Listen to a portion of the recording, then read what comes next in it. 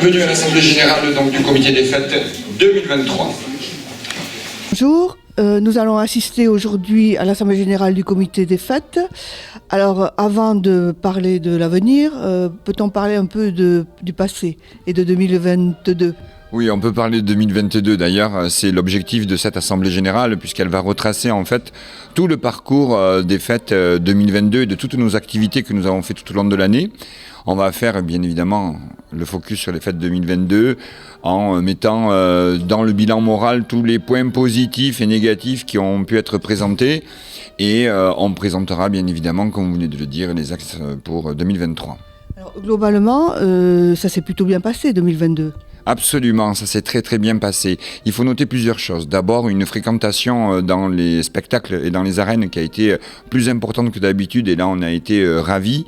Il y a eu après au niveau de l'ensemble aucune, manifestation, aucun souci en termes de sécurité. Débordement par exemple. Débordement, voilà, et tout s'est relativement très bien passé. Donc on ne peut être que très content de ce cru 2022. Et est-ce qu'il y a eu un spectacle ou quelque chose qui a attiré plus de monde Alors il y a eu un spectacle qui a été un point d'orgue en fait, c'est le concours landais qui a clôturé les fêtes.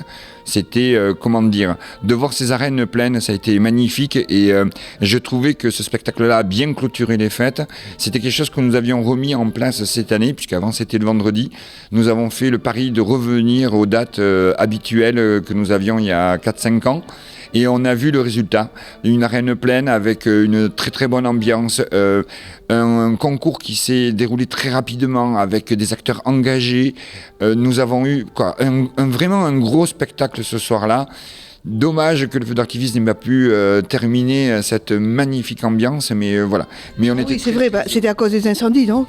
On était en période de canicule, il était impossible pour nous de pouvoir tirer le feu d'artifice. Donc le point positif aussi, ça a été le temps, hein ?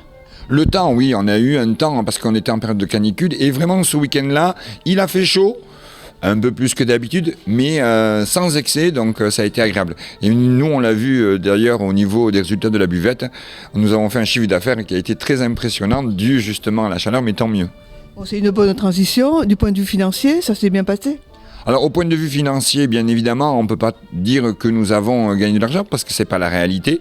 Nous en avons perdu sur ces fêtes, mais relativement faible, une perte relativement faible qui nous permet aujourd'hui de pouvoir avoir un équilibre au niveau de nos comptes et de nos structures de trésorerie.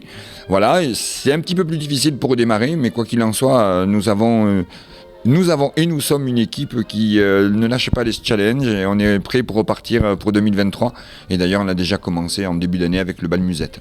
Bon, alors donc 2023, vous pouvez nous dire quelques pistes ? Alors les pistes, elles vont se retrouver un petit peu identiques à celles de l'année dernière. Si on doit prendre sur d'abord l'année, donc on va retrouver le bal musette, on va retrouver les vides-greniers, on va retrouver notre présence sur les différentes manifestations qui seront présentes. La seule chose qui va être nouvelle, s'il y en a plusieurs, il y a d'abord l'élection de la Reine des Fêtes qui se fait en partenariat avec l'association des commerçants d'Agenmo, le savoir-faire landais, qui s'appellera donc Ladies Night, où il y aura donc une grosse soirée autour de l'élection de la Reine des Fêtes. Ensuite, il y a un spectacle taurin qui se déroulera aux arènes le 3 juin, donc avec la ganaderia d'Iris, où il y aura donc la présentation de tauromachie landaise, mais il y aura des taureaux aussi dedans qui pourront donc mettre en valeur le travail des écarteurs et des sauteurs. Et puis, nous aurons le comice départemental agricole qui se déroulera au mois de septembre sur la commune d'Agenmo, donc nous profiterons, nous, d'être présents là aussi. Et pour les fêtes elles-mêmes, il y a quelque chose ? Et là, pour les fêtes, alors bien évidemment, on remet l'ensemble de nos activités habituelles, c'est-à-dire un spectacle musical en ouverture. Cette année, ça sera les années Boom. Par contre, le gros travail sur lequel on s'est engagé, c'est la musique, puisque la musique commencera dès le vendredi soir, avec des groupes présents dès le vendredi soir. Et puis, nous avions engagé la carte Socios en 2021. Grâce à ce que nous avons pu récolter, nous avions fait venir le bagad de Andernos, que vous avez vu l'année dernière. Et cette année, nous avons décidé de vouloir faire un échange culturel avec Tordesillas. Vous avez déjà pu voir que la farole gagnante de 2022 était arrivée et c'est pour moi un grand plaisir de l'avoir sur notre commune. Elle sera encore présente donc pour les fêtes d'Agenmo et je souhaite et j'espère qu'on puisse avoir la Peña Los Cheyennes qui viennent l'apporter pour le défilé de la cavalcade. Donc un bel échange culturel avec Tordesillas. Ah oui, donc Tordesillas, ça repart à fond, quoi. Oui, ça repart à fond, mais tout ça, c'est une volonté de la municipalité et combiné avec le fait que, depuis très longtemps, je voulais montrer la culture de notre ville jumelle à nos Agette-Moussiens. Et bien voilà, c'est peut-être le moment de le faire et je crois que si on arrive jusqu'au bout, ça sera génial. Merci pour cette belle initiative. Avec grand plaisir.